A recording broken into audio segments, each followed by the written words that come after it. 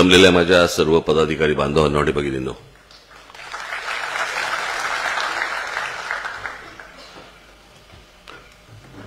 तुम्ही माझी इथे वाट बघताय, मी तुमची तिथून वाट बघत होतो. खूप लोक येऊ शकले नाहीत पावसामुळे आणि आजच अचानक खूपच जास्ती पाऊस सुरू झाला. दरवाजा बंद कर रे, माझ्या डोळ्यावर लाईट येते. तो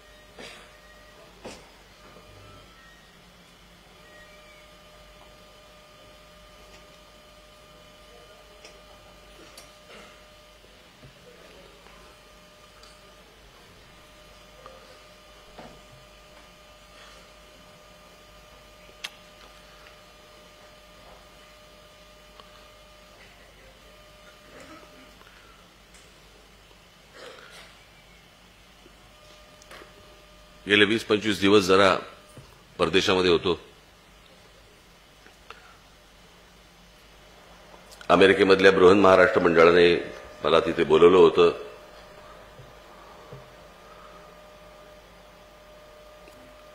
माझा तिकडे इंटरव्ह्यू झाला. मला माहित आहे तुम्ही पाहिलात की नाही पाहिलात.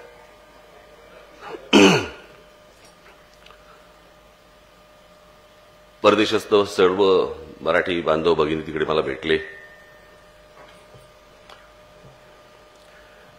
मी एकदा असाच हॉटेलच्या खाली असा उभा असताना कुठेतरी चाललो होतो. एक मुलगा आला आणि त्या डोळ्यात पाणी मला आला, पाया पडला. मला बोलला काही करा. मला बोलले काही साहेब काही करा, पण तुम्ही माझ्या रेस्टॉरंटला आलं पाहिजे. शिवलकर ना नाव त्याचं, शिवलकर.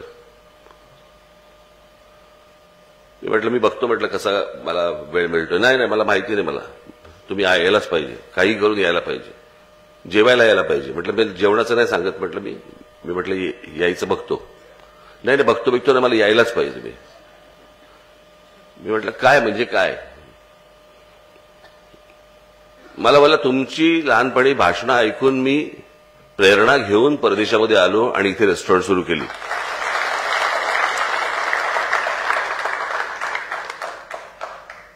मी त्याला म्हटलं अरे मी तुला मराठी मुलींनी व्यवसाय सुरू करा सांगितलं होतं, देश सोडा सांगितलं नव्हतं.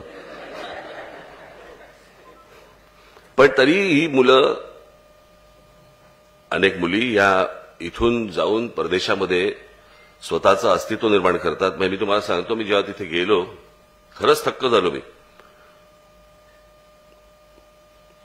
जिकडे एसी असतं, रेस्टॉरंट जे असतं ते साधारणपणे 100 लोकांचं असेल सिटिंग कॅपॅसिटी, आणि बाहेरच्या बाजूला 50 लोकांची साधारणपणे सिटिंग कॅपॅसिटी होती अधिकृत. आणि जवळपास त्या रेस्टॉरंटला 1.5 ते 2 तासाचं वेटिंग होतं. त्याच्यामध्ये जवळपास 40% परदेशी लोक होते. बरं वाटतं ही सगळी लोक बघून. आपापला व्यवसाय उभा करतायत, आपापलं अस्तित्व निर्माण करतायत. असंख्य मराठी लोक मला तिकडे भेटले. असंख्य लोकांनी उद्योग सुरू. बंद करा जरी दरवाजा, ते कडी लावून घ्या आता, पण डोळ्याला त्रास होतोय त्याचा.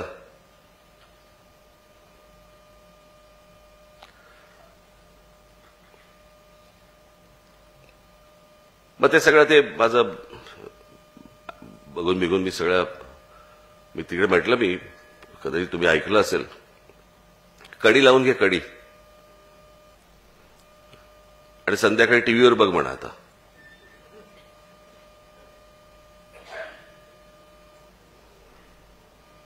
मी म्हटलं पाण्यापासून ते टॉयलेट पेपरपर्यंत जायचं सोपं काम नाहीये, करून बघा एकदा. जे मराठीत म्हणे ना, ज्याची जळते त्याला कळते, ते मला असं वाटतं तिथूनच आलं असणार. मी तुम्हाला सांगतो, तिथे त्या अख्खा तो प्रवास, परदेशातला प्रवास तुम्हाला माहिती आहे, अनेक जण गेलेले आहेत. काय हालत होते ना सकाळच्या वेळेला, ते आम्हालाच माहिती असते. आणि मग मी ते सगळा अख्खा तो प्रवास करून मी येणार होतो. माझं फ्लाईट होतं लॉस एंजेलिसवरनं. तिथे हॉटेलमध्ये आलो, हॉटेलमध्ये मी रूममध्ये शिरलो, रूममध्ये शिरल्यावरती मी बाथरूममध्ये शिरलो. बाथरूममध्ये शिरल्यावर मी तुम्हाला सांगतो माझ्या ढोंगणाने हंबरडा फोडला जवळपास.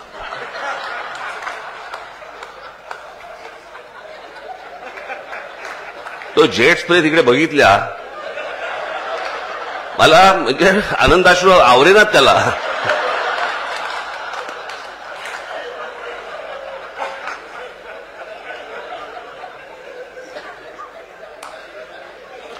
खरं सांगतो मी,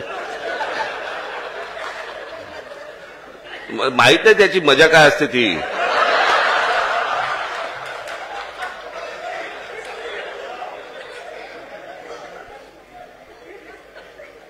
हुमसा हुमशी हो, म्हणजे मी तुम्हाला काय सांगू.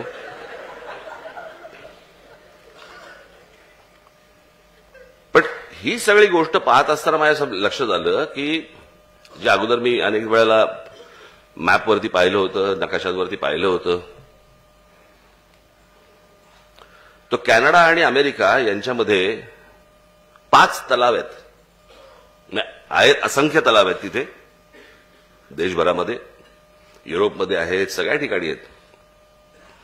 पण हे जे 5 तलाव आहेत, स्पेसमधनं, अवकाशामधनं दिसणाऱ्या ज्या गोष्टी आहेत पृथ्वीवरच्या, त्याच्यामध्ये हे 5 तलाव आहेत. म्हणजे विचार करा केवढे मोठे तलाव आहेत. त्या 5 तलावांमधला एक टिंब अगदी बारीक, म्हणजे अगदी तुम्ही जेव्हा त्या गुगल वरती जा तुम्ही, मग तुम्हाला कळेल मी काय म्हणतोय ते जेवढे तुम्ही आज जाल जाल जाल जाल जाल त्याच्यामध्ये एक टिंब एवढा ठिपका दिसतो, तो नायगारा फॉल्स आहे. जगामधला सगळ्यात मोठा धबधबा तो एवढासा तो दिसत पण नाही, मॅपवरती दिसत पण नाही तुम्हाला. आतपर्यंत तिथपर्यंत जावं लागतं आणि त्याच्यानंतर तुम्हाला तो नायगारा फॉल्स दिसतो.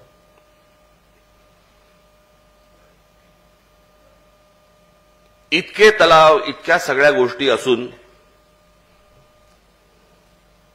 इतकं मुबलक पाणी असून कागदाने पुसतायत.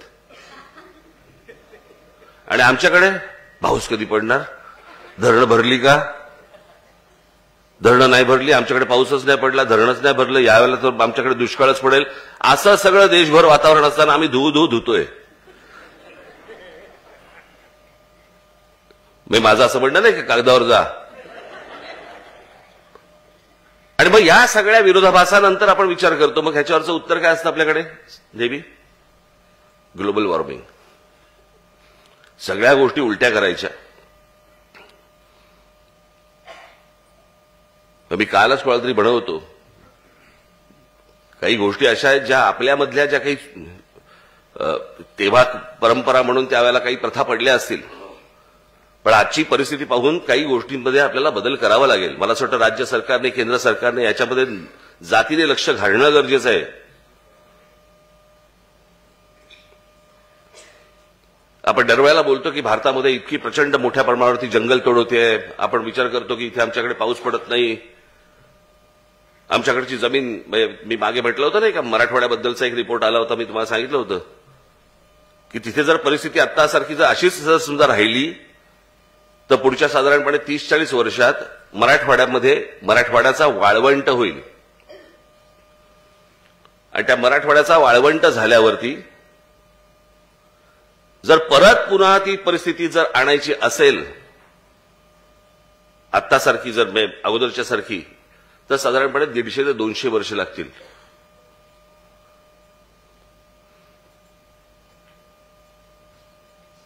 आज बेसुमार जंगलतोड या देशामध्ये चालू आहे.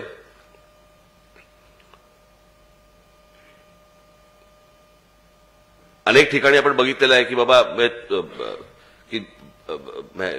अनेक हजारो एकर जमिनी याच्यामध्ये जंगलतोड सुरू आहे. मी आल्यावरती याच काही गोष्टींच्या बद्दल मी विचार करत बसलो होतो की हे सगळ्या गोष्टींकडे कसं बघायचं आपण. आपल्यातल्या काही गोष्टी देखील आपण सुधारणं गरजेचं आहे. आज या देशामध्ये जी बेसुमार जंगलतोड होतीये, लाकडं जी कापली जात आहे ती कशासाठी कापली जात आहेत? दरवेळेला होळी आली की आम्ही सांगायचं लाकडं जाळू नका, झाडं वाढवली पाहिजेत, सगळ्या गोष्टी केल्या पाहिजेत.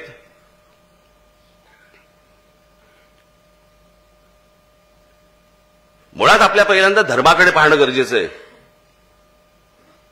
आपल्या धर्मामध्ये, या देशामध्ये हजारो लोक आज ज्याला जातात मरतात, त्यांचे अंतिम संस्कार हे लाकडावरती होतात. ही लाकडं कुठून येतात? आज ती जी जंगलतोड होते, त्या सगळ्या जंगलतोडीचा सर्वाधिक जर समजा लाकडाचा पुरवठा जर कुठे होत असेल तो स्मशानभूमीमध्ये होतो. आणि इलेक्ट्रिकवरच्या ज्या काही तुमच्या आहेत त्या काय म्हणतात त्याला, विद्युत दाहिनी, याचं देशभरामधलं प्रमाण 0.1% पण नाहीये. आपणच आपल्या धर्मामधल्या अनेक या सगळ्या परंपरा या सगळ्या जगवण्यासाठी म्हणून आपण इतक्या मोठ्या प्रमाणावरती जंगलतोड करतो. मला असं वाटतं याच्यामध्ये सुधारणा होणं गरजेचं आहे. थोडीशी या बाबतीत विचार बदलणं गरजेचं आहे. आपल्याला वाटत असेल की आपण काय काय करतोय, आपण धर्माबद्दल बोलतोय, ही परंपरा पारंपरिक आजपर्यंत चालू होती, पण काही गोष्टी आपल्याला बदलाव्या लागतील. ज्यांच्याकडे मुबलक जंगलं आहेत जगभरामध्ये, त्यांच्याकडे खाली पुरतायत. आणि आमच्याकडची जंगलतोड ही सगळ्यात मोठ्या प्रमाणावरती होते, ती जात आहेत कुठे लाकडं, ही पण पाहणं गरजेचं आहे. मला असं वाटतं राज्य सरकारने, केंद्र सरकारने या विद्युत दाहिन्यांचं प्रमाण सगळ्यात जास्ती वाढवलं पाहिजे. त्याशिवाय होणार नाही ही गोष्ट, थांबणार नाही ही गोष्ट. आपण भविष्यात येणाऱ्या पुढच्या पिढ्यांसाठी आपण काय वाढून ठेवतो, काय करून ठेवतो.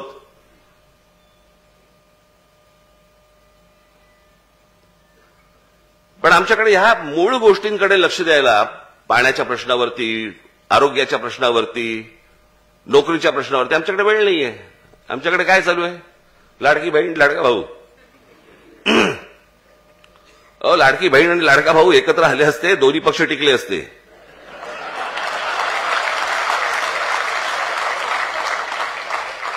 योजना कशाला पाहिजे त्याच्यासाठी? बहिणीला 1,500 रुपये देणार आणि काहीतरी असंच आहे ना, 1,500 रुपये महिने वगैरे आहेत का पैसे मुळात राज्य सरकारकडे? रस्त्यावरचे खड्डे बुजवायला नाहीयेत. हे इथून कुठचे खड्डे बुजवणार आहेत?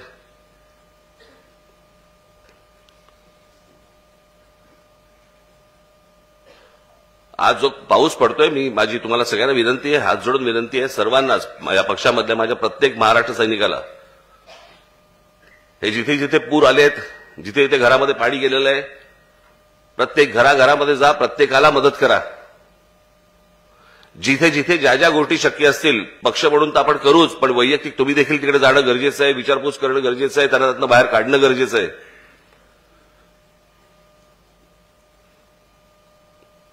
मूळ महाराष्ट्राचे जे प्रश्न आहेत, या मला असं वाटतं या महाराष्ट्राच्या प्रश्नांकडे आपण सर्वांनी लक्ष देणं गरजेचं आहे.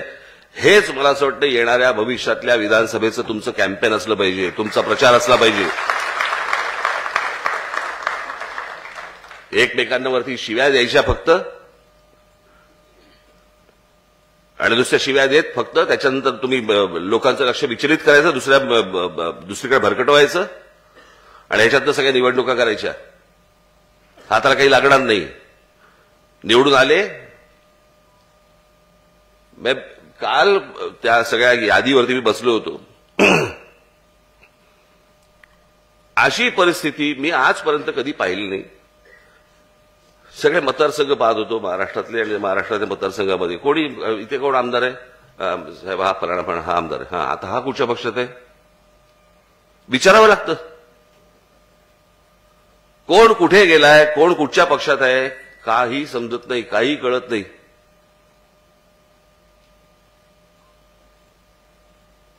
आणि येणाऱ्या विधानसभेच्या निवडणुकीला या सर्व राजकीय पक्षांमध्ये जे काही घमासान होणार आहे ना, ते न भूतो असं असेल, न भूतो.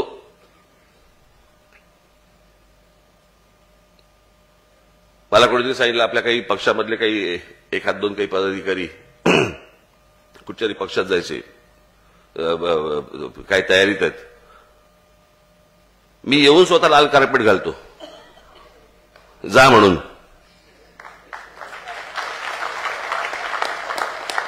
आणि जो भविष्याचा सत्यानाश करून घ्याल तो घ्यालच. त्यांचं स्थिर नाहीये, तुम्हाला कुठे डोक्यावर घेणार आहेत? गेल्या लोकसभेला काय झालं बघितलं ना. वर्षापर्यंत घुसले. आता या सगळ्या विधानसभेच्या वेळेला कुठे कुठे घुसतील काही माहित नाही.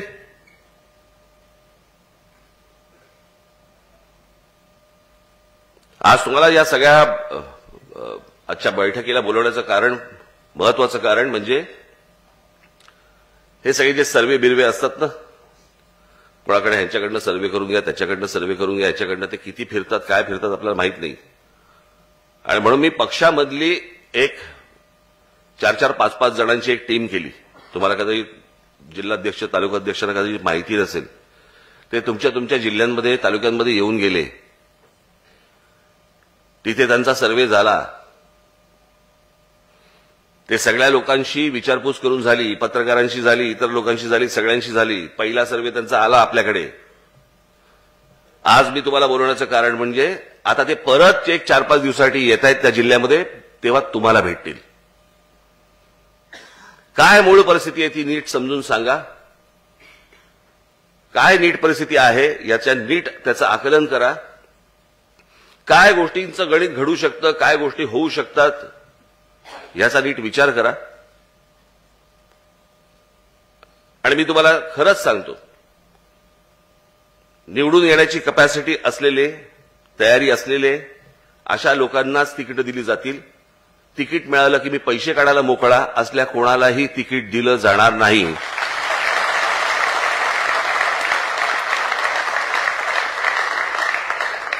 कोणालाही तिकीट दिलं जाणार नाही. तुम्ही जे बोलाल, तुम्ही जे सांगाल, जे आपले जिल्हाध्यक्ष, तालुकाध्यक्ष, आज अनेक लोक येऊ शकले नाहीत पावसामुळे, पण जे जिल्हाध्यक्ष, तालुकाध्यक्ष, शहर अध्यक्ष जे कोणी आहेत, जी माहिती आहे ती नीट प्रामाणिकपणे द्या. कारण तुम्ही दिलेली माहिती देखील चेक केली जाणार.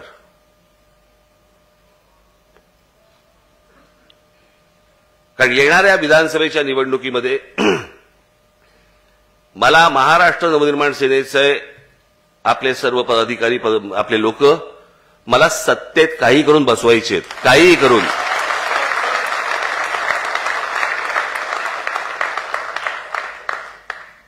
अनेक लोक हसतील, हसू देत, काही कारण, मला काही हरकत नाही त्याला. पण ती गोष्ट घडणार म्हणजे घडणार. सगळेच जण आम्ही त्या तयारीने लागलेलो आहोत. तुमच्यापर्यंत ही सगळी लोक येतील आणि मग त्याच्यानंतर युती होईल का, आपल्याला कोणत्या जागा मिळतील, असला कोणताही विचार मनामध्ये आणू नका. जवळपास 250 ते 250 जागा आपण लढवणार आहोत.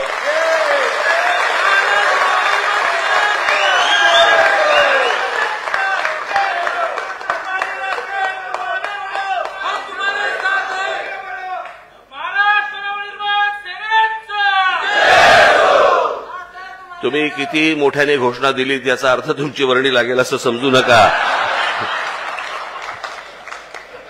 कळलं का? कुठच्याही तुम्ही भ्रमात राहू नका. या सगळ्या गोष्टी अंतिम चेक केल्या जाणार आणि त्याच्यानंतरच या गोष्टींचा निर्णय होणार. त्याच्यामुळे ही सर्व मंडळी ज्या वेळेला या टीम्स येतील, तुम्हाला फोन करतील, तुम्हाला भेटतील, बोलतील तुमच्याशी, आणि त्याच्यानंतर जो काही माझ्याकडे येईल, जो सर्वे येईल, जे काही माझ्याकडे तुमचं चिंतन येईल, मनन येईल, त्याच्यानंतर त्यानुसार पावसा पाण्याचा जरा थोडासा विचार करून, पण जवळपास 1 ऑगस्ट पासून माझा दौरा मी महाराष्ट्राचा सुरू करतोय. ज्या वेळेला तिथे मी महाराष्ट्रामध्ये येईन, तालुक्यामध्ये येईन, जिल्ह्यामध्ये येईन, त्यावेळेला आपली सर्वांची मला तिकडे भेट होईलच. अजून तिथे इतर कोणाच्या भेटीगाठी करून घ्यायच्या आहेत, करायच्या आहेत, केल्या पाहिजेत असं जे तुम्हाला वाटत असेल, त्यांच्या गाठीभेटी माझ्या तुम्ही करून द्याव्यात. यावेळेला कुठच्याही प्रकारचे तिथे काही, कारण पाऊस बिऊस कधी काय होईल माहित नाही आपल्याला, त्याच्यामुळे यावेळेला मेळावे घ्यावेत न घ्यावेत, परंतु आपल्या पदाधिकाऱ्यांच्या बैठका या घेणारच मी, त्यांच्याशी बोलणारच मी, माझ्या महाराष्ट्र सैनिकांना तिथल्या भेटणारच मी. त्याच्यामुळे मी तिथे 1 ऑगस्ट नंतर मी येतोच आहे, आपल्याला भेटीनच. फक्त ही सविस्तर माहिती देण्यासाठी म्हणून मी तुम्हाला आज बोलवलंय. आज जे जिल्हाध्यक्ष, जे तालुकाध्यक्ष, शहर अध्यक्ष, उपजिल्हाध्यक्ष जे इथे आलेले असतील, महिला पुरुष जे कोणी आलेले असतील किंवा जे आलेले नसतील, त्यांना हे जे कोणी लोक हे जिल्ह्यांमध्ये गेलेली सर्व आपले पक्षाचे जे पदाधिकारी आहेत हे तुम्हाला फोन करतील आणि ते कधी येणार आहेत, आज उद्या परवामध्ये, ते आता पुढच्या 1-2 दिवसातच येतील.